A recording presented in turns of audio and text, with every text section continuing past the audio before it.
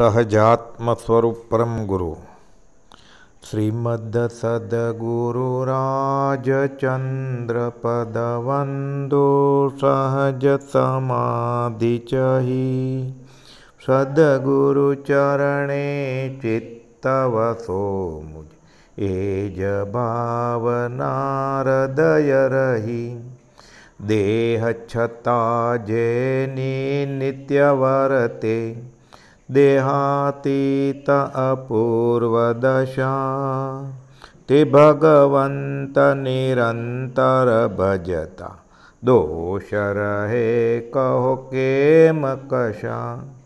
श्रीमद् सद्गुरु राजचंद्र पद चंद्र चंद्रिका समचल के सौ संचय टाळक बाळकना वंदन करूँ उमळ के त्रिविध ताप बाळे कळी काळे महामोह मुंजवी मारे सुरतरु सम सद्गुरु जीवने त्या आश्रय दईने उगारे सुरतरु सम सद्गुरु जीवने त्या आश्रय दईने उगारे। सजीवन मूर्ति श्रीमद् રાજચંદ્ર ભગવાન આપણે 53 પ્રસંગોને પત્રો ગયા વખતે જોયા હતા। 800મો પત્ર આવેલા મુંબઈ શ્રાવણ વદ 12/1953। ઓમ પત્ર મળ્યું છે દિવાળી પર્યંત ઘણું કરીને આ ક્ષેત્રે સ્થિતિ થશે। એટલે શ્રાવણ વદનો પત્ર છે। ગોપાલદેવ કહે છે કે આ દિવાળી પણ મુંબઈમાં જશે એટલે નિવૃત્તિ અર્થે અમે દિવાળી દરમિયાન ત્યાં આવવાના નથી। દ્રવ્યથી ક્ષેત્રથી કાળથી ને ભાવથી જે સત્પુરુષોને પ્રતિબંધ નથી તે સત્પુરુષોને નમસ્કાર। દ્રવ્ય ક્ષેત્ર કાળ ભાવથી અપ્રતિબંધપણે વર્તે। દ્રવ્યથી એટલે કોઈ પણ વસ્તુ મારી નથી। જડ કે ચેતન એટલે બીજા જીવો પણ પોતાના નથી અને પાટ અપાસરો બિલ્ડિંગ ગાડી લાડી વાડી ઘર અને શરીરે કોઈ પણ દ્રવ્ય પોતાનું છે જ નહીં એમ। કાળથી શિયાળો ઉનાળો ચોમાસું સવાર બપોર સાંજ પ્રતિબંધ ન હોય નહીં। ભાવથી મુક્ત ભાવ જ છે। ગોપાલદેવ કહે છે અમે મુક્ત ભાવમાં છીએ, બીજો કોઈ ભાવ નહીં, બાકી બધા વિભાવ સ્વભાવમાંથી વિભાવમાં જાય કર્મ બંધ થાય જીવને। એટલે ક્ષેત્રથી આ ક્ષેત્ર સારું છે, આ ક્ષેત્ર અનુકૂળ છે, અહીંયા આપણા ઘણા શ્રાવક છે, અહીંયા આપણા શ્રાવક ઓછા છે। એટલે દ્રવ્ય ક્ષેત્ર કાળ ભાવ જેને પ્રતિબંધ ન હોય। ગોપાલદેવે તો પૂછેલું મુનિઓને, મુનિ સર્વસંગ પરિત્યાગી સાધુ ક્ષેત્રને ક્યાં છેડે બાંધે? પ્રતિબંધ જ ન હોય। એટલે દ્રવ્યથી ક્ષેત્રથી કાળથી ને ભાવથી જે સત્પુરુષોને પ્રતિબંધ નથી તે સત્પુરુષોને નમસ્કાર। સત્સમાગમનો યોગ દુર્લભ છે બધા કાળમાં, આ કાળમાં તો ખાસ। તો પણ મુમુક્ષુએ તે યોગની તીવ્ર જિજ્ઞાસા રાખવી કે મને ક્યારે સત્સંગ મળે, ક્યારે સત્સમાગમ મળે, ક્યારે પરમ સત્સંગ મળે, ક્યારે સત્પુરુષનો સમાગમ થાય। એ ભાવના ભાવવાની અને પ્રાપ્તિ કરવી યોગ્ય છે। એટલે ખાલી ભાવના ભાવ્યા કરે એમ નહીં, પછી એના માટે મહેનત કરી અને જો મહેનત કરીને પુરુષાર્થ કરીને સત્સમાગમ મળતો હોય તો મેળવવો, પ્રાપ્તિ કરવી યોગ્ય છે। તે યોગના અભાવે તો અવશ્ય કરી સત્શાસ્ત્રરૂપ વિચારના અવલંબને કરી સદાચારની જાગૃતિ જીવે રાખવી ઘટે છે।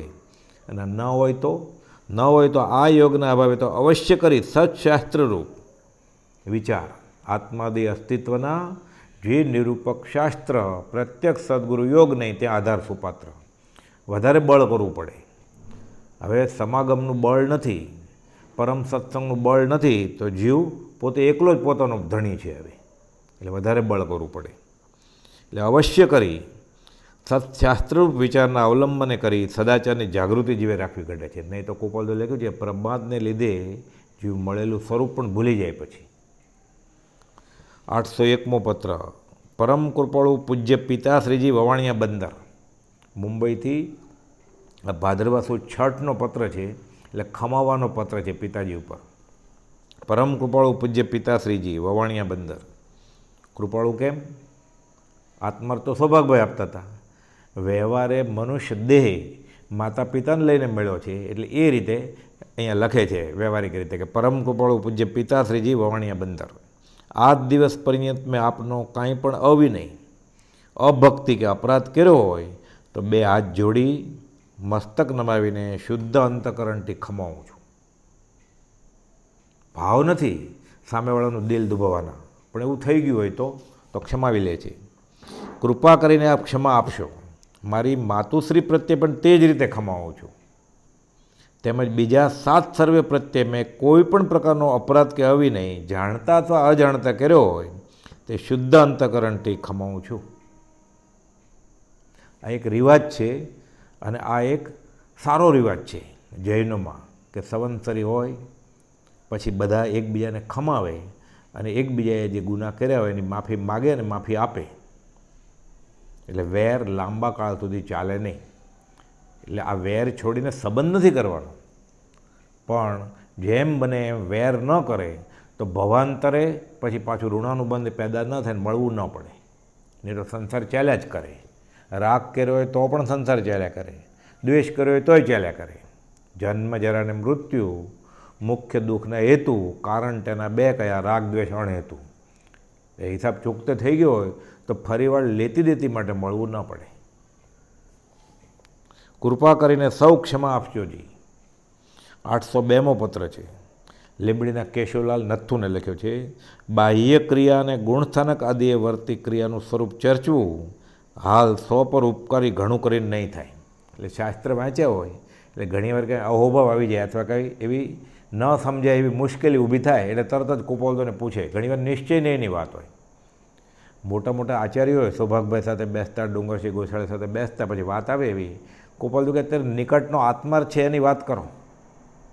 અગુરુ લઘુ પછી આચરણના ઠેકાણા ન હોય, વિષય કે શય કાબૂમાં ન હોય તો નિશ્ચય નહીંના શાસ્ત્રો વાંચીને, દ્રવ્યાનુયોગ વાંચીને ફાયદો શું? આત્માર્થે કાળક્ષેપ થાય અને શાસ્ત્ર વાંચવાનું અભિમાન થાય. એટલે કહે છે કે બાહ્ય ક્રિયાને ગુણસ્થાનક આદિએ વર્તી ક્રિયા, એટલે ફલાણા ગુણસ્થાનકે કઈ ક્રિયા હોય, 6, 7, 11, 12, 13, એટલે કહે છે એ સ્વરૂપ ચર્ચવું હાલ 100 પર ઉપકારી ઘણું કરીને નહીં થાય. ખાસ કંઈ ફાયદો થાય એમ નથી. એટલું કર્તવ્ય છે કે તુચ્છ મતાંતર પર દ્રષ્ટિ ન આપતા અસદવૃત્તિના નિરોધને અર્થે સત્શાસ્ત્રના પરિચય અને વિચારમાં જીવની સ્થિતિ કરવી. અમુક સંપ્રદાયમાં એમ કહ્યું કે ભાઈ 7મે ગુણસ્થાનકે આમ, અમુકમાં એમ કહ્યું કે 7મે ગુણસ્થાનકે 8મે ગુણસ્થાનકે આમ. એટલે કોપલ કહે છે મતાંતરમાં નહીં પડવાનું. અને શાસ્ત્ર મતાંતર મજબૂત કરવા માટે નહીં, મતાંતર છૂટે એના માટે વાંચવાના છે. 803મો પત્ર, શુભ ઈચ્છા યોગ્ય. તમારો કાગળ મળ્યો છે. અત્ર ક્ષણ પર્યંત તમારો તથા તમારા સમાગમવાસી ભાઈઓનો કોઈ પણ અપરાધ કે અવિનય મારાથી થયો હોય તે નમ્ર ભાવથી ખમાવું છું. આ ભાદરવા સુદ નોમનો એટલે સંવત્સરી પછીનો પત્ર છે. સુખલાલ છગનલાલને વિરમગામ લખે છે. એટલે મુમુક્ષુનો સમાગમ થયો હોય એટલે ખમાવી લે છે બધાને. 804મો પત્ર, મુનિપથ અનુગામી. મુનિઓ જે રસ્તે ચાલે એ રસ્તે ચાલવાવાળા કોણ? પ્રભુશ્રીજી. મુનિપથ અનુગામી શ્રી લલ્લુજી આદિ મુમુક્ષુઓ તથા શુભ ઈચ્છા યોગ્ય ભાવસર મનસુખલાલ આદિ મુમુક્ષુઓ શ્રી ખેડા. એટલે પ્રભુશ્રીજી ઉપર પત્ર લખતા હોય ત્યારે અમુક શ્રાવકને ઘરે લખે. અહીંયા મનસુખભાઈ કરીને મનસુખલાલ ભાવસાર ખેડાના છે, એના ઉપર પત્ર લખ્યો છે. બીજા વેદાંતવિદ હતા એ મનસુખ પરસોત્તમ. અત્ર ક્ષણ પર્યંત તમારો કંઈ પણ અપરાધ કે અવિનય આ જીવથી થયો હોય તે નમ્ર ભાવથી ખમાવું છું. ઓમ. બધા સંવત્સરીના પત્રો છે. 805મો પત્ર, તમને તથા શ્રી અંબાલાલ આદિ સર્વ મુમુક્ષોને અત્ર ક્ષણ પર્યંત તમારો કોઈનો મારાથી કંઈ અપરાધ કે અવિનય થયો હોય તે ખમાવું છું. ખંભાતના મુમુક્ષુ ઉપર એટલે અંબાલાલભાઈ, ત્રિભુવનભાઈ, કિલ્લાભાઈ. ફેણાઈથી ભાઈ પોપટનું પત્તું મળ્યું હતું. હાલ કોઈ સદગ્રંથ વાંચવા તેમને જણાવશો એ જ વિનંતી. એટલે ચરોતર પ્રદેશમાં જ ખંભાતથી નજીક છે આ ફેણાઈ. એ પોપટનું પત્તું હતું, એને સંદેશો આપી દેજો કે સદગ્રંથ વાંચે એમ, એ રીતે આજ્ઞા કરી. 806મો પત્ર, શ્રી ડુંગર આદિ મુમુક્ષુઓ. સૌભાગભાઈનો તો દેહ છૂટી ગયો છે. એ ડુંગરસિંહ ગોઠવળિયા, લહેરાભાઈ, મગનભાઈ, સૌભાગભાઈના પુત્રો ત્રંબકભાઈ, મણિભાઈ એ બધા સમાગમ કરે એટલે એમના ઉપર પત્ર લખે છે કે શ્રી ડુંગર આદિ મુમુક્ષુઓ. મન વગેરેની ઓળખાણના પ્રશ્નો મગનલાલે લખ્યા તે સમાગમમાં પૂછવાથી સમજવા ઘણા સુલભ પડશે. આ બધી સૂક્ષ્મ વાતો હોય તત્વની એ પત્રમાં, એક પોસ્ટકાર્ડમાં કે એક ટપાલમાં કેટલુંક સમજાવે. સાંભળવાનો પાછો પ્રશ્ન ઊભો થાય તો રૂબરૂ સમાગમ હોય તો પૂછે તો એનું સમાધાન તરત જ થાય અને વિકલ્પ ઓછા થાય. એટલે કે રૂબરૂમાં પૂછશો તો સહેલાઈથી સમજાશે બધું. પત્ર વાટે સમજાવવા કઠણ છે. શ્રી લહેરાભાઈ આદિ મુમુક્ષુઓને આત્મસ્મરણપૂર્વક યથાવિનય પ્રાપ્ત થાય. પત્ર લખે છે, આપણે ઘણીવાર વ્યવહારિક ઢબના પત્ર લાગે, આત્મસ્મરણ બોલતા નથી કુપોલ. જીવને પરમાત્મામાં અપાર અંતરાય છે. સંસાર તો ચાલવાનો જ છે, નહીં ચલાવો હોય તોય ચાલશે, કેમ કે એને કર્મ બાકી છે. શરીર નથી જોતું, શરીર તો મળશે, એ મરી જશે એમ કે મરવાનો છે ક્યાં, ફરીવાર શરીર મળશે. એના દંડ હજી ભોગવવાનો બાકી છે, તો શરીર ન મળે તો દંડ કેવી રીતે ભોગવે? એટલે 4 ગતિ 24 દંડક. એટલે શરીર માટે તો ફિકર કરવાની જ નથી. જ્યાં સુધી કર્મ છે ત્યાં સુધી શરીર મળવાનું જ છે એને. તો જે હેરાન થાય ને દુઃખી થાય. નહીં તો આત્માને સજા કેવી રીતે આપવો, દંડ કેવી રીતે આપવો? એટલે કહે છે કે જીવને પરમાત્મામાં અપાર અંતરાય છે. મૂળ આત્મા સાધવો હોય ત્યાં તકલીફ છે. વ્યવહાર તો ચાલવાનો જ છે, નહીં ચલાવે તોય ચાલશે. એને લમણે લખ્યો છે વ્યવહાર તો. પણ પરમાત્મામાં અપાર અંતરાય છે, તેમાં પણ આવા કાળને વિશે તો તે અંતરાયોનું અવર્ણનીય બળ હોય છે. જોગ નથી સત્સંગનો, નથી સત્સેવા જોગ, કાળદોષ કળીથી થયો. ભક્તિ અને સત્સંગ વિદેશ ગયા છે, એટલે સ્વદેશ જ્યાં હોવો જોઈએ ત્યાં નથી. સત્સંગ બધા કાળમાં દુર્લભ છે, આ કાળમાં તો ખાસ. ક્વચિત કોક વિરલા સત્પુરુષ વિચરે છે કે અવર્ણનીય બળ હોય છે આવા અંતરાયનું. શુભેચ્છાથી માંડી કૈવલ્ય પર્યંતની ભૂમિકાએ પતતા ઠામ ઠામ તે અંતરાયો જોવામાં આવે છે. આમાં અધ્યાત્મમાં જેમ જેમ આગળ વધે ને પછી ઘણીવાર પરીક્ષા વધારે થાય. સૌભાગભાઈને બહુ તકલીફ પડતી. એટલે કુપાદો લખે છે, જેને ખરા પરમાત્માની ભક્તિ છે એને આવી તકલીફ હોય જ, કઠણાઈ હોય જ. ન હોય કઠણાઈ તો માનવું કે હજી એને ખરા પરમાત્માની ભક્તિ ઉગી જ નથી. શુભેચ્છાથી માંડી એટલે શરૂઆત કરી, છૂટવાની ઈચ્છા થઈ ખાલી, તે કૈવલ્ય પર્યંત 13મું ગુણસ્થાનક ભૂમિકાએ પહોંચતા ઠામ ઠામ તે અંતરાયો જોવામાં આવે છે. અને જીવને વારંવાર તે અંતરાયો પરમાત્મા પ્રત્યેથી પાડે છે. આ બાજુ જીવ પુરુષાર્થ ફરવે છે, આ બાજુ મોહ રાજા પુરુષાર્થ કરે છે કે હું અટકાવી દઉં, તમને જવા જ ના દઉં, પકડી રાખે. ક્રોધ, માન, માયા, લોભ, આ ચંડાલ ચોકડીમાંથી એક આવીને ઊભું રહી જાય. એને સાથ આપવાવાળા પાછા આ બધા કશાય, અને સાથ આપવાવાળા ન કશાય, એની સાથે ને સાથે પડછાઈને જેમ ફરે. એટલે કશાય ન કશાય એટલે 5 ઇન્દ્રિયના વિષય ફસાવે જીવને. જીવને મહત્ પુણ્યના ઉદયથી જો સત્સમાગમનો અપૂર્વ લાભ રહ્યા કરે તો તે નિર્વિઘ્નપણે કૈવલ્ય પર્યંતની ભૂમિકાએ પહોંચી જાય છે.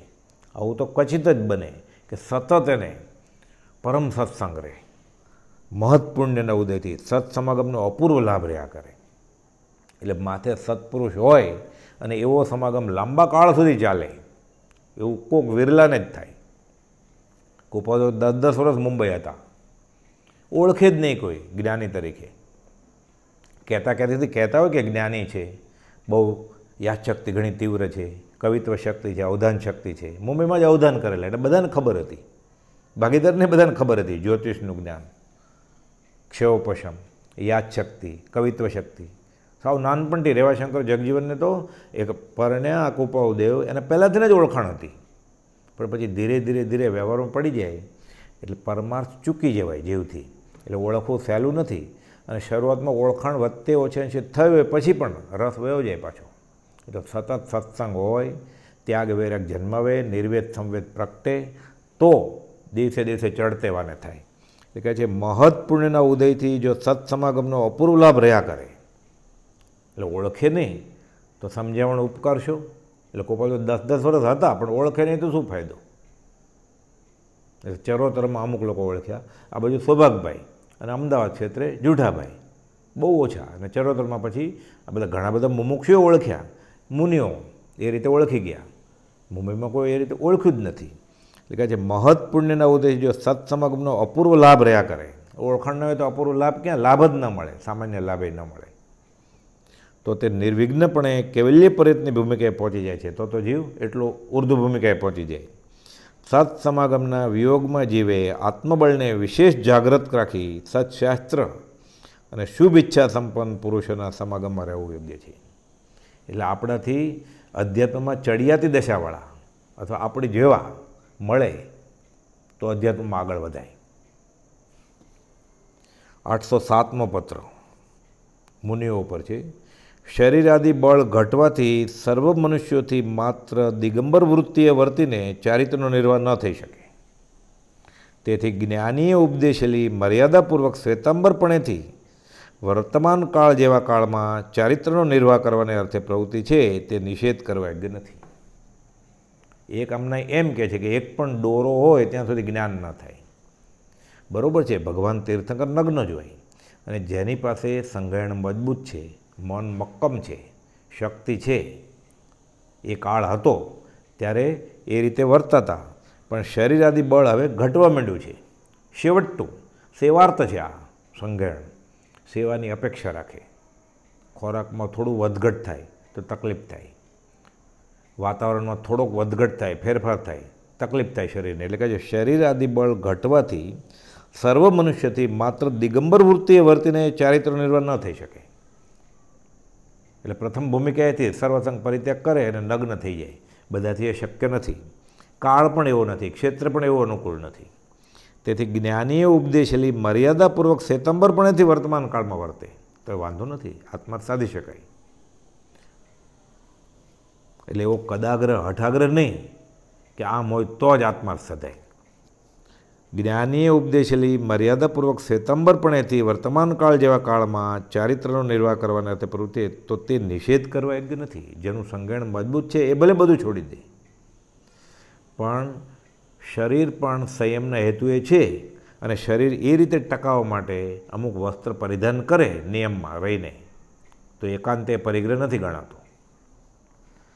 તેમજ વસ્ત્રનો આગ્રહ કરી દિગંબર વૃત્તિનો એકાંત નિષેધ કરી વસ્ત્ર મૂર્છાદિ કારણોથી ચારિત્ર્યમાં શિથિલપણું પણ કર્તવ્ય નથી કે ના આટલું તો હોવા જ જોઈએ વસ્ત્ર, એમ કદાગ્રહ નહીં. સંગેણ હોય એક પણ ન રાખે તો સારું જ છે. સંગેણ નબળું છે અને રાખે તો એ આત્મા ન સાધી શકે એવું એકાંત નથી. એટલે નિષેધ ન કરાય કે ના એમ ન સાધી શકાય. બંને રીતે એટલે કુપોદેવ બેલેન્સ અભિપ્રાય આપે છે. દિગંબર અને શ્વેતાંબરપણું દેશ કાળ અધિકારી યોગ્ય ઉપકારનો હેતુ છે. એટલે સામે કયો દેશ છે, દિગંબર રીતે રહી શકાય એમ છે કે નહીં. એ મુંબઈ, બેંગ્લોર, દિલ્હી જેવું શહેર હોય, ગીચ વસ્તી હોય, ત્યાં દિગંબર પણ કેવી રીતે રહી શકાય? જંગલમાં કે આશ્રમમાં, ગુરુકુળમાં, તપોવન ભૂમિમાં કે દૂર. પહેલાંના જમાનામાં તો ગામડામાં, પછી ગામડાથી દૂર એકાંતે વસે તો બરાબર છે. શહેરી વાતાવરણ એટલે આ ક્ષેત્ર પણ એવું નથી, કાળ એવો છે, કાલદોષ કળીથી થયો.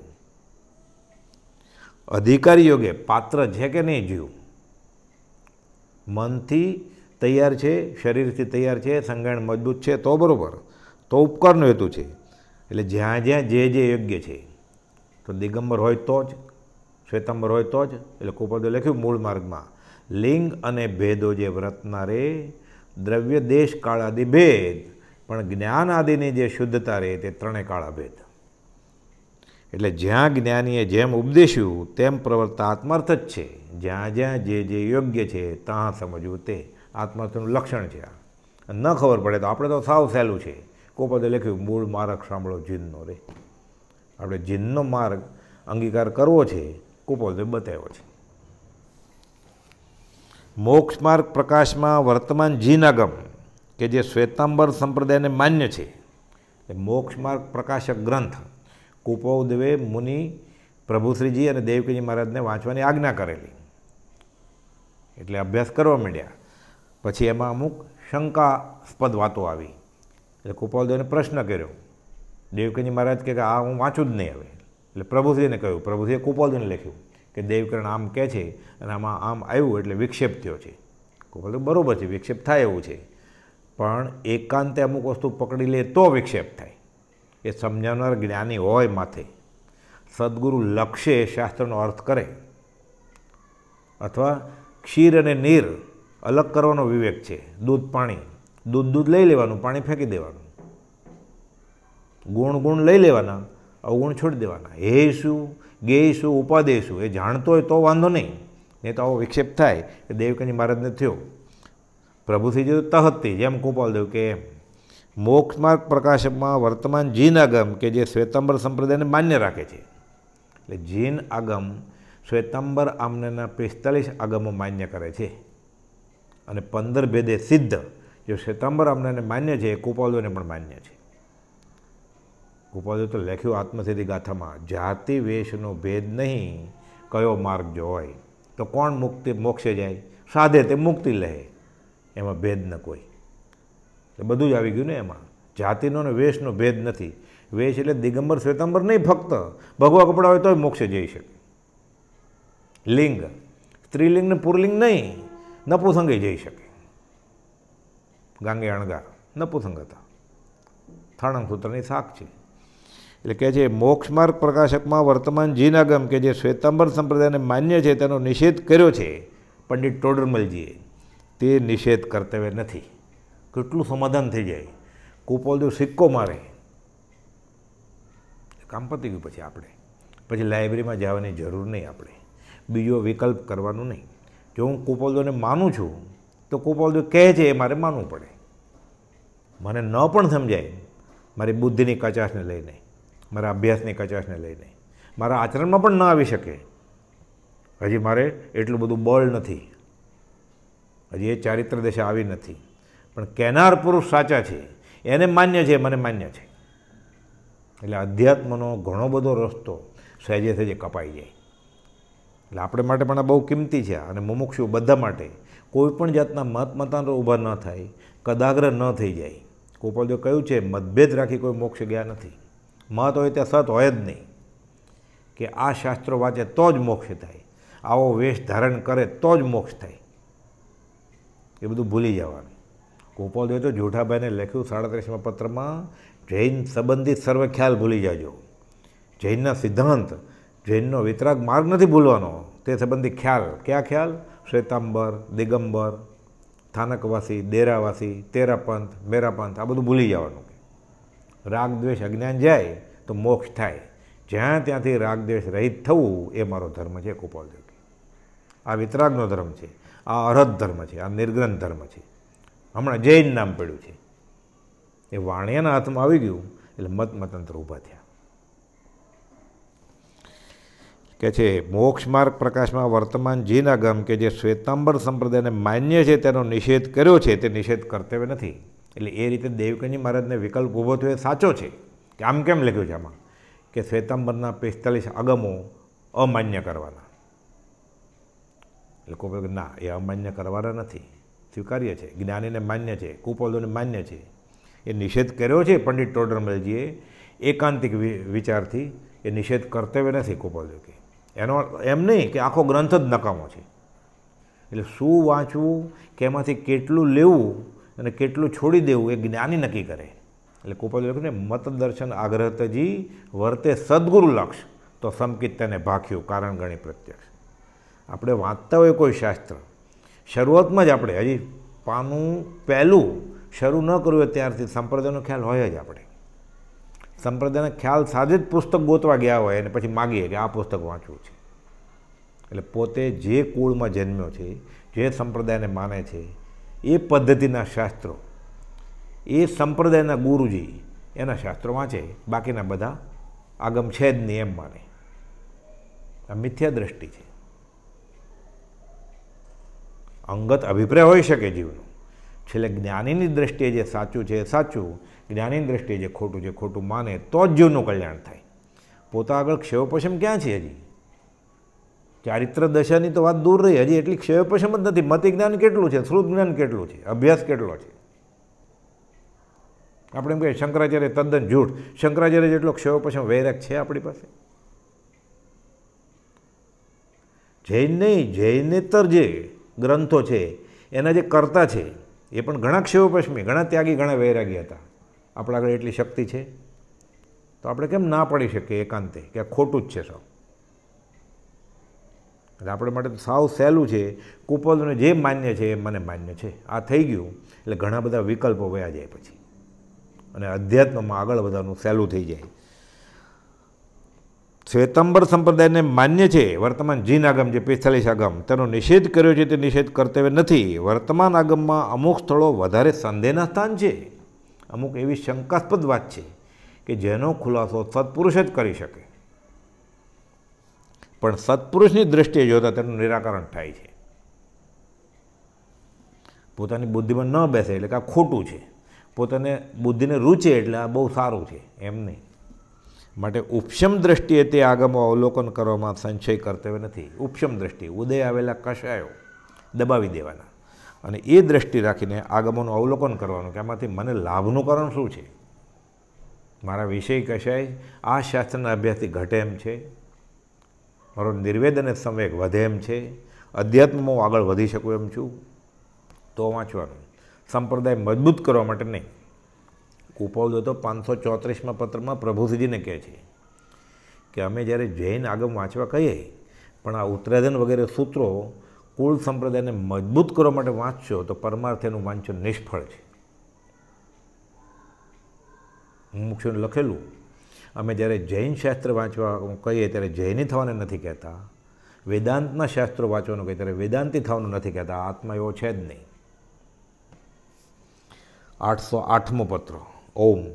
સત્પુરુષોના અગાધ ગંભીર સંયમને નમસ્કાર. અવિષમ પરિણામથી જેમણે કાળકૂટ વિષ પીધું એવા શ્રી ઋષભાદી પરમ પુરુષોને નમસ્કાર. અવિષમ પરિણામથી જેમણે કાળકૂટ વિષ પીધું, સંસારનું સહન કર્યું, ઉદીર્ણા કરી, કર્મની નિર્જરા કરી નાખી, સંભાવ સેવીને નીલકંઠ ઝેર પી લીધું બધું. પરિણામમાં તો જે અમૃત જ છે પણ પ્રથમ દશાએ કાળકૂટ વિષની પેઠે મૂંઝવે છે એવા શ્રી સંયમને નમસ્કાર. પ્રથમ દશાએ કાળકૂટ વિષ, પરિણામે અમૃત છે. જપ તપ સંયમ દોયલો, ઔષધ કડવી જાન, સુખ કારણ પીછે ઘનો, નિશ્ચય પદ નિર્વાણ. તે જ્ઞાનને, તે દર્શનને, તે ચારિત્રને વારંવાર નમસ્કાર. એટલે સમ્યક જ્ઞાન, સમ્યક દર્શન અને સમ્યક ચારિત્ર જે અવિષમ પરિણામ છે એને નમસ્કાર જો કુપોલજી કહે છે. 809મો પત્ર. ઘણીવાર તમ વગેરેથી લિખિત પત્રો અમને મળ્યા હોય છે અને તેની પહોંચ પણ લખવાનું અશક્ય થઈ આવે. ઉદય પ્રયોગ એવો હોય, લખે જ નહીં. પરમાર્થ મૌન, અધ્યાત્મની વાત કરવી જ નથી. વિચરે ઉદય પ્રયોગ, સ્વરૂપ સ્થિત, ઈચ્છા રહિત, વિચરે પૂર્વ પ્રયોગ. ક્યારેક 8-8 પાનાનો પત્ર લખે, ક્યારેક 1.5 કલાકમાં એકી કલમે આત્મસિદ્ધિ લખે, ક્યારેક 1 લીટીનો પત્ર લખીને છોડી દે. સૌભાગભાઈ જેવા પાત્ર જીવ 15-15 પત્રો લખે, કુપોલ તો જવાબ જ ના આપે ઘણીવાર. એટલે કહે છે ઘણીવાર તમ વગેરેથી લિખિત પત્રો અમને મળ્યા હોય છે, નથી મળ્યા એમ નહીં, મળે છે, પણ તેની પહોંચ પણ લખવાનો આવશ્યક થઈ આવે અથવા તો તેમ કરવું યોગ્ય ભાષે છે. લોક પ્રતિબંધ ગમતો નથી. આટલી વાત સ્મરણમાં રહેવા લખી છે. એટલે મુમુક્ષુની તો ફરજ છે કે સત્સંગમાં સતત રહેવું, જાગ્રત રહેવું, જ્ઞાન ચર્ચા કરવી અને પત્ર બી લખો. કુપોલદેવને એવો ઉદય હશે તો જવાબ આપશે, નહીં તો નહીં આપે.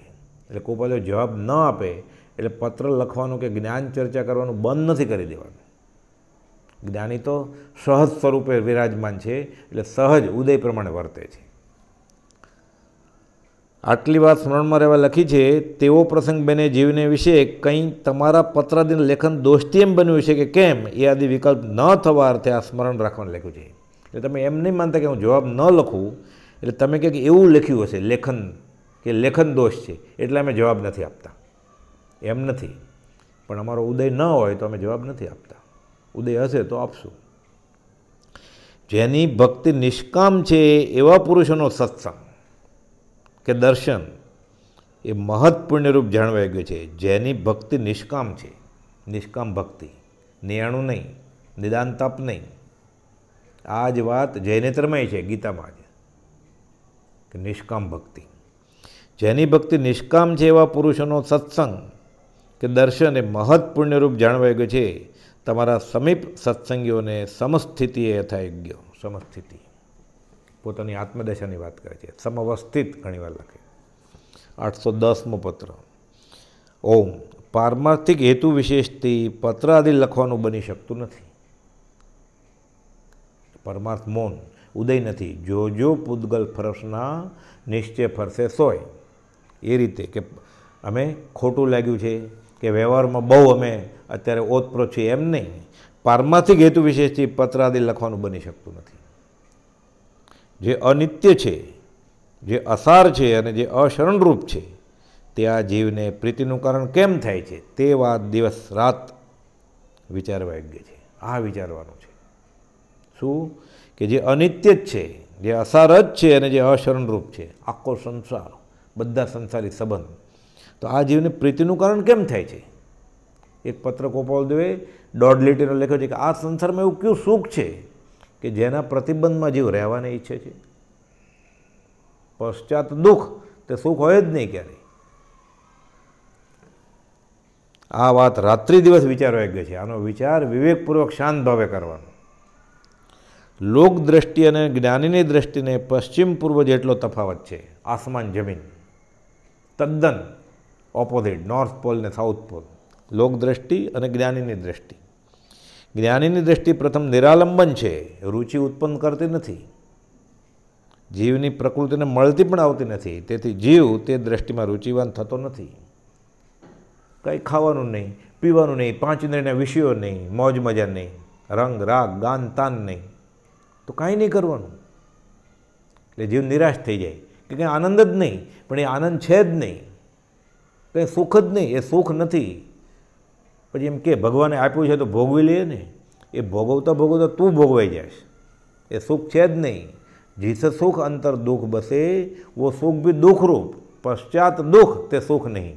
એ સિદ્ધાંત છે. એટલે પર વસ્તુને નિમિત્ત રાખીને જે જીવને સુખ મેળવવું છે એ સુખ હોય જ નહીં ક્યારેય. સગળું પરવશ તે દુઃખરૂપ જાણો, નિજવશ તે સુખ લઈએ રે. અને પર પૂતગલને લીધે સુખ જોઈએ મળે એમ માને છે. કેવી રીતે મળે? એ સ્વભાવ જ નથી પૂતગલનો. સુખ એ આત્માનો સ્વભાવ છે. પૂતગલમાંથી જે સુખ લાગે છે સુખ આભાસ છે પૂર્વ કર્મને. જે સુખ દુઃખરૂપ કર્મફળ જાણો, નિશ્ચય એક આનંદો રે, ચેતનતા પરિણામ ન ચૂકે, ચેતન કહે ચિંતનદો રે. આ આત્મા કહે છે કે આ જ્ઞાનીની દ્રષ્ટિ પ્રથમ નિરાલંબન લાગે કે કાંઈ નહીં, કંઈ સ્વાદિષ્ટ ખોરાક નહીં ખાવાના, રાચ રચેલું કાંઈ વસાવવાનું નહીં, 5 ઇન્દ્રિયના વિષય ભોગવવાનું નહીં, સૂંઘવું સાંભળવું એવું ગાયન વિલાપ તુલ્ય છે. કૃપાળદેવ કે શું સાંભળવું છે? રુચિ ઉત્પન્ન કરતી નથી, જીવની પ્રકૃતિને મળતી આવતી નથી. આ અભ્યાસ જીવને અનાદિકાળનો છે. અને ઓલો ક્વચિત પરિચિત આ બધું છોડવાનું. વરસના વતલે દાડે મોટા દિવસો હોય, પર્યુષણ હોય, દિવાળી હોય, કોઈ એવો સત્સંગ સમાગમ હોય, કોઈ પરમ સત્સંગ હોય, કોઈ સત્પુરુષનો સમાગમ હોય કે એના વચન હોય, ત્યારે આવી વાત આવે. એમાંય પાછો ધર્મ નામે જ્યાં જાતો હોય ત્યાં સામાન્ય રીતે આ કાળ દોષ કળીથી થયો એવું છે કે ધર્મસ્થાનકમાં પણ આ બધું પોષાતું હોય. એટલે જીવને આ બધું નવું લાગે કે આ તે ધર્મ હોતો હશે, બધું છોડી દેવાનું. એટલે પોતાની રુચિને અનુકૂળ આવતું નથી. તેથી જીવ તે દ્રષ્ટિમાં રુચિવાન થતો નથી. અને પછી એને એવા મળી જાય ગમ્મત સાથે જ્ઞાન, પછી ભક્તિ સંગીત, ભક્તિ ગીત, પછી બેન્ડ વાજા, ગાન તાન, રંગ રાગ સાથે સત્સંગના મેળાવડા થાય. એ સત્સંગ છે જ નહીં. કૃપાળદેવે મોક્ષમાળાના 24મા પાઠમાં સત્સંગ નામના પાઠમાં લખ્યું છે કે તમને આ ગમે તેટલું પ્રિય લાગે જરૂર માનજો, એ સત્સંગ નથી, કુસંગ છે. આત્મા ત્યાંથી સધાય નહીં. પણ જે જીવોએ પરિચય વેઠીને થોડા કાળ સુધી તે દ્રષ્ટિનું આરાધન કર્યું છે, શરૂઆતમાં મહેનત કરવી પડે, શરૂઆતમાં અઘરું પડે, પછી એને ટેવ પડી જાય, તે સર્વ દુઃખના ક્ષયરૂપ નિર્વાણને પામ્યા છે, તેના ઉપાયને પામ્યા છે. જીવ છૂટી જાય પછી એને ત્યાગનો અને વૈરાગનો જે આનંદ આવે એ અકલ્પ્ય છે. એ કેવી રીતે શકાય? કૃપાળદેવે લખ્યું છે વચનામૃત 600માં કે જ્ઞાની પુરુષ જ્યારે સર્વસંગ પરિત્યાગ કરે અને પછી આગળ વધતો જાય, 9 વાળ વિષયથી બ્રહ્મચર્ય પાળે, એને અવર્ણનીય આનંદ હોય. એ આનંદ કેવી રીતે શકાય? આત્માનો આનંદ હોય.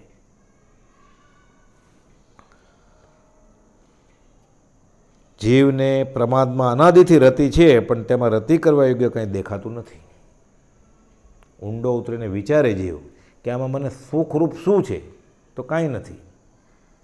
832માં કુપોલે લખ્યું ને, જગતના સર્વ જીવો, નાનામાં નાનું પ્રાણીથી લઈને મદોદમાં હાથી, ભાવનાબોધમાં લખ્યું એમ સુખ જ ગોતે છે. 832માં લખ્યું, મોટો ચક્રવર્તી રાજા પણ વધતા વૈભવને ઈચ્છે છે, પણ અહો જ્ઞાનીઓ તો તેનાથી વિપરીત જ દેઠું, કિંચિત માત્ર ગ્રહવું તો સુખનો નાશ. પકડ્યું કે મેળ્યું? એક પૂતગલ પરમાણુ પકડ્યું તો 1 યુનિટ દુઃખ મળે, તો 2 પકડ્યા 2 ગણું, 100 પકડ્યા તો 100 ગણું, અસંખ્યાત પૂતગલ ભેગા કર્યા તો અસંખ્યાત ગણું દુઃખ મળશે એને, કેમ કે સુખ એનો સ્વભાવ જ નથી પૂતગલનો. 811મો પત્ર. ઓમ સર્વજીવ પ્રત્યે અમારે તો ક્ષમા દ્રષ્ટિ છે, કુપોલદેવ કહે છે. આ તો 811મો પત્ર છે. 402માં પત્રમાં લખ્યું છે, એ પણ સંવત્સરીનો પત્ર છે. કોઈ પણ જીવ પ્રત્યે કોઈ પણ પ્રકારે કિંચિત પણ દ્વેષ નથી કરવો, એવો જેવા ચિત્તને નિર્ધાર છે, એ ચિત્તને નમસ્કાર કરીએ છીએ અમે, પોતાના ચિત્તને. અમને કોઈ ગસ્તુકુમાર જેવો યોગ આવો, અમે દ્વેષ નહીં કરીએ, તૈયાર છે. સર્વજીવ પ્રત્યે અમારે તો ક્ષમા દ્રષ્ટિ છે. સત્પુરુષનો યોગ તથા સત્સમાગમ મળવો બહુ કઠણ છે, એમાં સંશય નથી. ગ્રીષ્મ ઋતુના તાપથી તપાયમાન થયેલા પ્રાણીને શીતળ વૃક્ષની છાયાની પેઠે મુમુક્ષુ જીવને સત્પુરુષનો યોગ તથા સત્સમાગમ ઉપકારી છે. તડકો ચૈત્ર વૈશાખ મહિનાનો ધોમધખનથી રેતી હોય, પછી ત્યાં શીતળ વૃક્ષની છાયા, ઠંડી છાયા આવે ઝાડની, કેવો હાશકારો થાય. તરસ્યો થયો હોય, પાણી પાણી, જીભ મોઢું સુકાતું હોય કચ્છના રણમાં, અને પછી ઠંડુ શીતળ પાણી કોઈક આપે મીઠું, કેવું અમૃત જેવું લાગે એને.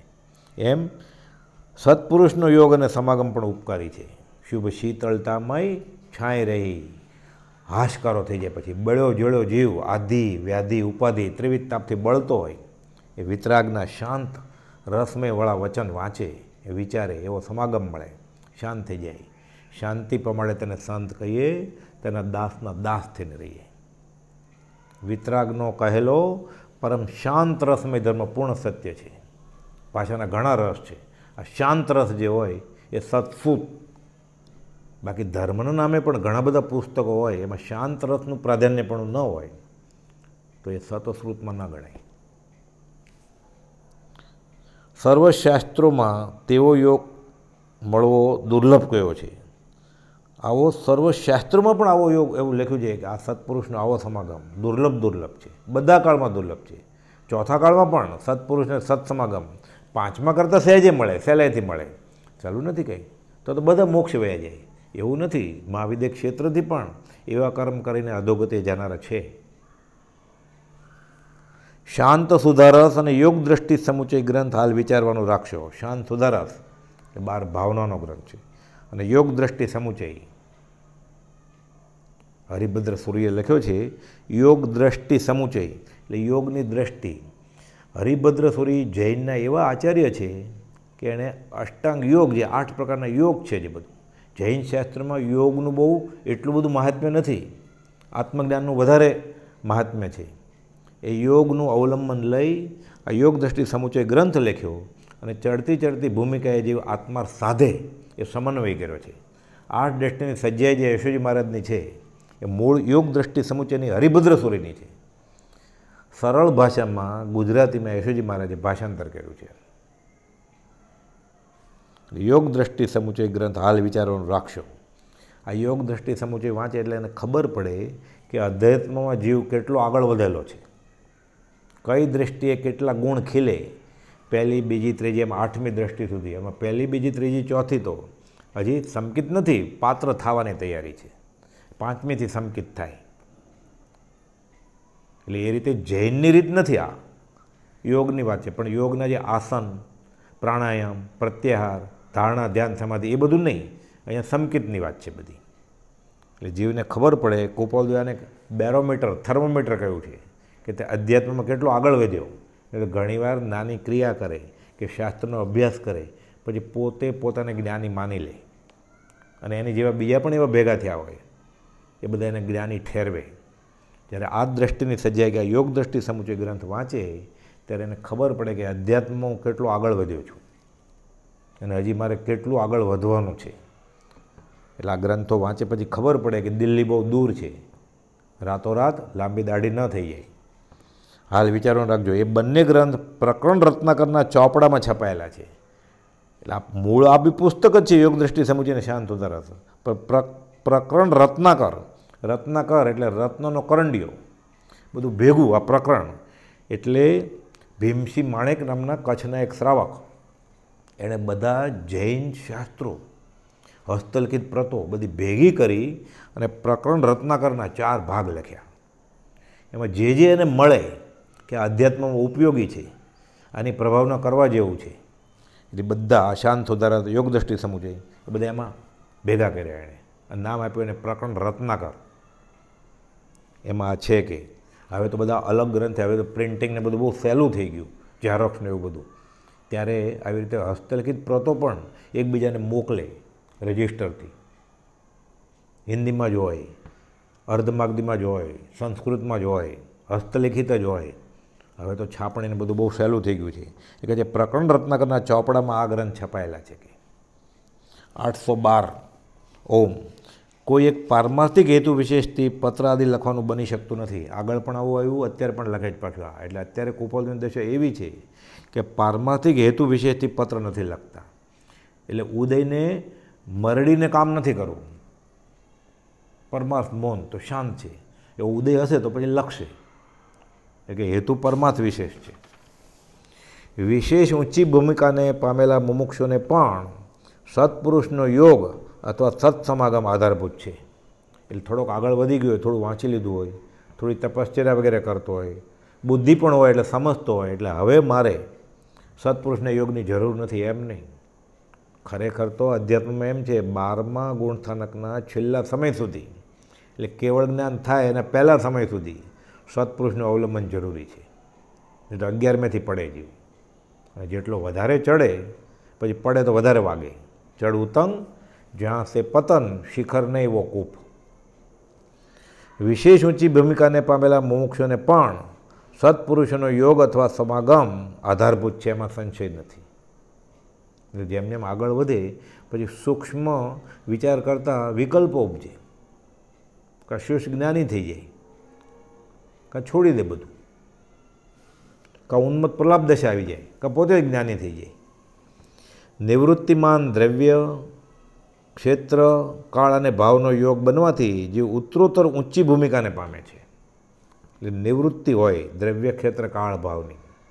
શહેરી વાતાવરણ હોય, એ 4 રસ્તાના જંકશન ઉપર ધ્યાન ધરવા બેસે તો કેમ થાય? એટલે ક્ષેત્ર એવું હોવું જોઈએ, બધા ઓછા પરિચિત વ્યક્તિઓ બધા મળવા જોઈએ. એટલે પ્રભુશ્રીને કુપોલદેવ કહેતા, બધા અમુક ગ્રંથ વાંચવાની આજ્ઞા કરતા કે નિવૃત્તિમાં વાંચજો. હવે પ્રભુશ્રી તો નિવૃત્ત જ હતા, તો સર્વસંગ પરિત્યાગી સાધુ, તો કે મુંબઈ કે સુરત ક્ષેત્ર નહીં, ચરોતર પ્રદેશમાં જાઓ, કાવીઠા, વડવા, રાળજ, જંગલમાં જઈને પછી પ્રભુશ્રી વાંચે જે કુપોલદેવ આજ્ઞા કરી હોય કે આત્માનું શાસન ગ્રંથ નિવૃત્તિએ, કાર્તિકેયનું પ્રશ્ન ગ્રંથ નિવૃત્તિમાં વાંચવા આવી છે એમ.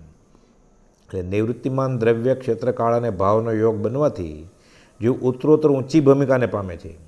નિવૃત્તિમાન ભાવ પરિણામ થવાને નિવૃત્તિમાન દ્રવ્ય, ક્ષેત્ર અને કાળ જીવે પ્રાપ્ત કરવા ગયો છે. એટલે ભાવથી નિવૃત્તિ આવે પણ એને માટે દ્રવ્ય નિમિત્ત પણ જોઈએ. બેફાડ આત્મા અનુભવાઈ ગયો છે. એ કુપોલદેવને પછી ઘર અને વન બધું સરખું જ છે. ભગવાન મહાવીર ગુરુવાસમાં હતા 30 વર્ષ સુધી. એ 1000 વર્ષના મુનિને ન સંભવે એવો ત્યાગ વૈરાગ હોય. પણ અહીંયા તો કુપોલદેવ લખ્યું કે ઊંચી ભૂમિકાને પેલા મુમુક્ષે પણ આ બધું ગોતું. એટલે હવે મને બાદ ન થાય એ બફમમાં રહેવાની મનાય છે. ભલ ભલા તપસી ગયા લપસી જેવું થાય પછી. નિવૃત્તિમાન ભાવ પરિણામ થવાને અર્થે નિવૃત્તિમાન દ્રવ્ય, ક્ષેત્ર અને કાળ જીવે પ્રાપ્ત કરવા યોગ્ય છે. શુદ્ધ સ્થાન વગરના આ જીવને કુપોલદેવ એ રીતે ઠપકો આપે છે કે અક્કલ જ નથી હજી. શુદ્ધ સ્થાન વગરના જીવને કોઈ પણ યોગથી શુભેચ્છા, કલ્યાણ કરવાની ઈચ્છા પ્રાપ્ત થાય અને નિસ્પૃહ પરમ પુરુષનો યોગ બને તો જ આ જીવને ભાન આવવું યોગ્ય છે. અને સ્થાન છે જ નહીં કાંઈ. કુપોલદેવ લખે છે શુદ્ધ શાન સાચી સમજણ જ નથી, શુદ્ધ ભાવ મુજમાં નથી. ધર્મ નામે કરણી કરે છે, અહંભાવ સાથે કરે છે. એટલે ક્રિયા કરતો હોય તો અસદ અભિમાન થાય છે, વાંચતો હોય તો શુષ્ક જ્ઞાની થઈ જાય છે. અને કાં ક્રિયામાં અને કાં જ્ઞાનમાં ખેંચાઈ જાય છે જીવ. જ્ઞાન ક્રિયાભમ મોક્ષ. આ વ્યવહાર અને નિશ્ચયનો સમન્વય કોણ કરે, કોણ કરાવડાવે? એટલે કહે છે શુદ્ધ શાન વગરના જીવને કોઈ પણ યોગથી શુભેચ્છા કલ્યાણ કરવાની ઈચ્છા પ્રાપ્ત થાય અને નિષ્પૃહ પરમ પુરુષનો યોગ બને તો જ આ જીવને ભાન આવવું યોગ્ય છે. એટલે ખરેખર તો અધ્યાત્મની શરૂઆત સત્પુરુષની કૃપાથી, સત્પુરુષની હાજરીથી જ થાય. પણ ત્યાં સુધી, જ્યાં સુધી આવો સમાગમનો જોગ ન હોય ત્યાં સુધીમાં જીવે ત્યાગ વૈરાગ સદાચાર સેવીને તૈયાર થવાનું છે. પ્રભુજી કહેતા શું લેવા આવ્યા છો? આત્મજ્ઞાન. શેમાં લેશો? વાસણ લાવ્યા છો? નથી લાવ્યા. કયું વાસણ? પાત્ર થવા સેવો સદા બ્રહ્મચર્ય મતિમાન. એટલે ન પરણવું એમ નહીં, પાંચે ઇન્દ્રિયો કાબૂમાં રાખવાની. વિષય કશાય કાબૂમાં આવે પછી જ જીવ અધ્યાત્મની ભૂમિકામાં પ્રવેશ પામી શકે. ત્યાં સુધી જ્ઞાનીનો બોધ એ ઝીલી જ ન શકે. ક્ષયો પછી તો બધું વાંચી લે, લખી લે, બોલી લે, પણ આચરણમાં ન આવ્યું ત્યાં સુધી શું? જે વિદ્યાથી ઉપશમ ગુણ પ્રગટે નહીં એ વિદ્યા અવિદ્યા જ છે. જ્ઞાનનું ફળ વીરતિ હોવું જોઈએ. એટલે કહે છે જીવને આવું ભાન આવવું યોગ્ય છે જ્યાં સુધી પરમ પુરુષનો યોગ નહીં બને ત્યાં સુધી. તે વિયોગમાં સત્શાસ્ત્ર અને સદાચારનો પરિચય કર્તવ્ય છે. એટલે જ્યાં સુધી નિષ્પૃહ પરમ પુરુષ ન મળે, કોઈ ક્ષયોપશ્મી પુરુષ મળી જાય એના જ્ઞાનથી કે ગર્દીથી અંજાઈ જાય જીવ. એટલે લખે છે નિષ્પૃહ પરમ પુરુષ હોવા જોઈએ પાછા, જેને પૂર્ણ કામપણું છે, જેને વ્યવહારમાં રસ જ નથી. કામ એક આત્માર્થનું, બીજો નહીં મન રોગ. એ કરે પણ નહીં વ્યવહારની વાત, કરાવડાવે નહીં, કરતા હોય એને અનુમોદને ન આપે. તે વિયોગમાં સત્શાસ્ત્ર અને સદાચારનો પરિચય કર્તવ્ય છે, અવશ્ય કર્તવ્ય છે. ભાર મૂકે જ ફરી વાર તે ડુંગર આદિ મુમુક્ષુને અથે ગયા. તો સાયલાના મુમુક્ષુ પર લખેલું છે. તો આપણે શું સમજવાનું? આપણામાં છે પણ શું? મળે ને મુજમાં રૂપ ગુણ કળા પ્રભા પ્રભુતાય. 813મો પત્ર. ઉપરની ભૂમિકાઓમાં પણ અવકાશ પ્રાપ્ત થઈ અનાદિ વાસનાનું સંક્રમણ થઈ આવે છે. ફરીવાર એ જ પ્રકારનો પત્ર છે. જેમ ઉપર ચડતો જાય પછી અનાદિ વાસનાનું સંક્રમણ થઈ આવે. એટલે શરૂઆતમાં બધું દબાયેલું હોય. માયા કે હમણાં વાંધો નથી, મારું જોર ચાલે એમ નથી, થોડું ખમીએ, પછી આગળ વધી જાય, બહુ માન મળે. એટલે માનાદિક શત્રુ મહા એવા એને કુસંગીઓ મળી જાય, પછી ચડે, પછી પડે. એટલે કહે છે ઉપરની ભૂમિકાઓ પણ અવકાશ પ્રાપ્ત થઈ અનાદિ વાસનાનું સંક્રમણ થઈ આવે છે અને આત્માને વારંવાર આકુળ વ્યાકુળ કરી દે છે. વારંવાર એમ થયા કરે છે કે હવે ઉપરની ભૂમિકાની પ્રાપ્તિ થવી દુર્લભ જ છે. ઘણો ચડે પછી એમ થાય હવે આનાથી આગળ નહીં વધાય. મને આવા વિચાર આવે છે, મારી આવી વૃત્તિ હવે ફંગોળાઈ જાય છે. એટલે ગોપાલદેવ સલાહ આપે છે કે શું કરવું જોઈએ. અને વર્તમાન ભૂમિકામાં સ્થિતિ પણ ફરી થવી દુર્લભ છે કે આ તો હું સાવ આત્માર્થથી ચૂકાઈ જાય છે, આ દશા છે મારી, એવું થઈ જાય ઘણીવાર.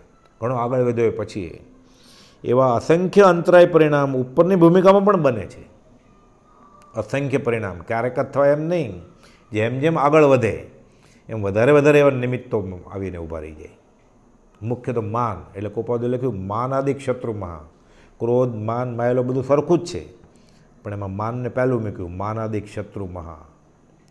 નિચ્છંદે ન મરાય, જાતા સદગુરુ શરણમાં અલ્પ પ્રયાસે જાય. માથે રાખ્યા હોય એનું વિશેષપણું ભાસતું હોય તો વાંધો ન આવે. એને માથે ન રાખ્યા હોય તો પોતાનું વિશેષપણું પોતાને જ ભાસે.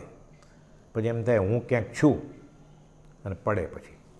એટલે કહે છે કે વર્તમાન ભૂમિકામાં પણ હવે સ્થિતિ ફરી થવી દુર્લભ છે. એવા અસંખ્યાત અંતરાય પરિણામ ઉપરની ભૂમિકામાં પણ બને છે. તો પછી શુભેચ્છાદી ભૂમિકાએ તેમ બને એમાં કંઈ આશ્ચર્ય નથી. તો હજી તો શરૂઆત કરી છે, પાછળમાં પહેલી પૂણી, તો આવું થાય જ ને. તેવા અંતરાયથી ખેદ નહીં પામતા આત્માર્થી જેવે પુરુષાર્થ દ્રષ્ટિ કરવી. એટલે તરત હવે મારાથી આગળ નહીં વધાય એમ પણ નહીં. પાછું એમ કરીને પ્રમાદ કરીને બેસી નથી જવાનું. ગોપાલદેવ કહે કઠણ વાત છે એટલે મારાથી નહીં બને એ મુમુક્ષુને કર્તવ્ય નથી. કઠણો એ પહેલાં લેવાનું. ગોપાલદેવ કે સહેલું સહેલું તો બધા લે. આ તો સંગીત ખુરશી છે, એક જ જણ જીતવાનો છે. તો એક જ જીતવાનો છે કોણ? હું. એમાં વિરલામાં હું. એ હું વિરલો પહેલો. અંતરાયથી ખેદ નહીં પામતા આત્માર્થ જીવે પરમાર્થ દ્રષ્ટિ કરવી અને શૂરવીરપણું રાખવું, હિતકારી દ્રવ્ય ક્ષેત્ર આદિ યોગનું અનુસંધાન કરવું, એટલે એવી જગ્યાએ જવું, એવા નિમિત્તો મેળવવા કે કુસંગથી દૂર રહી શકે જીવ. સત્શાસ્ત્રનો વિશેષ પરિચય રાખી વારંવાર હઠ કરીને પણ મનને સદવિચારમાં પ્રવેશિત કરવું. મન મારીને બેસી જવાનું. પ્રભુજીજી કહેતા, જેવ સત્સંગમાં બેઠો છે, એને ચા પીવી છે, મોઢું ભડભડે છે, ઈચ્છા થાય છે, ત્યાં નથી રહેતું, એ નક્કી કરે. પ્રભુજી કહેતા કે લે એમ કહેવાનું મનને, આ હું બેઠો તાર જવું હોય જ્યાં મનને કહે. કેવી રીતે જાય? કબીર કહે છે, મન જાય તો જાને દે, મત જાને દે શરીર, બિના ચલાએ કામથી ક્યાં लगेगा तीर. મન જાય તો જાને દે, મત જાને દે શરીર, બિના ચલાએ કામથી ક્યાં लगेगा तीर. એ ઊભો જ ન થાય તો ચા પીવા કેવી રીતે જઈ શકે? એ હાથ લાંબો જ ન કરે તો ચાનો કપ હાથમાં કેમ આવે? એ બટન જ ન શરૂ કરે ઇલેક્ટ્રિકનું, ટીવીનું, તો ટીવી કેવી રીતે શરૂ થાય? એ ફોનનું બટન જ શરૂ ન કરે તો વોટ્સઅપ કેવી રીતે જોવે? એટલે પોતાના હાથમાં છે કે હું મારો હાથ ઊંચો કરવાનો નથી, હું આ ફોનને અડવાનો નથી 2 કલાક સુધી. તો મન ભલે ને ઈચ્છે, પછી મન મરી જાય ધીરે ધીરે. આ પ્રેક્ટિસ કરવી પડે. એટલે કહે છે વારંવાર હઠ કરીને પણ મનને સદવિચારમાં પ્રવેશિત કરવું કે તને મળશે નહીં. કોપાદે લખ્યું છે, મન જે માગે એને નહીં આપવું. જંગલી ઘોડો છે, એ કે આમ જવું છે તો એને આ બધ લઈ જવાનો, પકડી રાખવાનો, નાથવો પડે એને, પછી ટેવાઈ જાય. હઠ કરીને પણ મનને સદવિચારમાં પ્રવેશિત કરવું અને મનના દુરાત્મ્યપણાથી આકુળ વ્યાકુળતા નહીં પામતા ધૈર્યથી સદવિચારને પંથે જવાનો ઉદ્યમ કરતા જય થઈ ઉપરની ભૂમિકાની પ્રાપ્તિ થાય છે. અઘરું છે. અને મહારાજે લખ્યું છે, મનડું કિમી ન બાજે ઓ કુંતુજીન, મનડું કિમ ન બાજે. પણ મહેનત કરે, અભ્યાસ સર્વનો ઉપાય છે કૃપાળદેવ. અને અવિક્ષેપપણું પછી પ્રાપ્ત થાય છે આગળ જતાં. યોગ દ્રષ્ટિ સમુચ્ચય વારંવાર અનુપ્રેક્ષા કરવા ગઈ છે, ફરી વાર કહે છે. ઘણા મુમુક્ષુને એમ થાય કે હું આગળ વધી ગયો છું. આ વાંચો કે 8 દ્રષ્ટિની સજ્જાય, યોગ દ્રષ્ટિની સમુચ્ચય, કે હું ક્યાં પહોંચ્યો છું. એ પછી ખબર પડે કે હજી મારે ઘણું કરવાનું બાકી છે. 814મો પત્ર, મુંબઈ આસોવત 14 રવિ 1953. ઓમ. શ્રી હરિભદ્રાચાર્યએ યોગ દ્રષ્ટિ સમુચ્ચય ગ્રંથ સંસ્કૃતમાં રચ્યો છે. મૂળ બ્રાહ્મણ હરિભદ્રાચાર્ય, એમાંથી પછી જૈન ધર્મ અંગીકાર કર્યો અને યોગ દ્રષ્ટિ સમુચ્ચય ગ્રંથ લખ્યો એણે સંસ્કૃતમાં.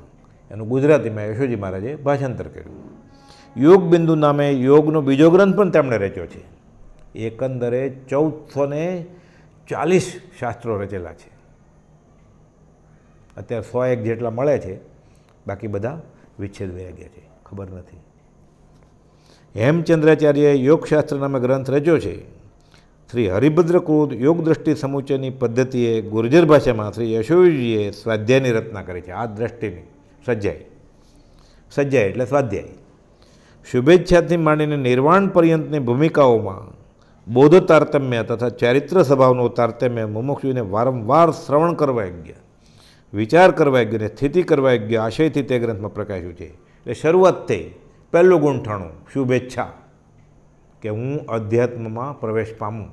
વધતો વધતો વધતો પછી પરાભક્તિની છેલ્લી હદે પહોંચી જાય છે.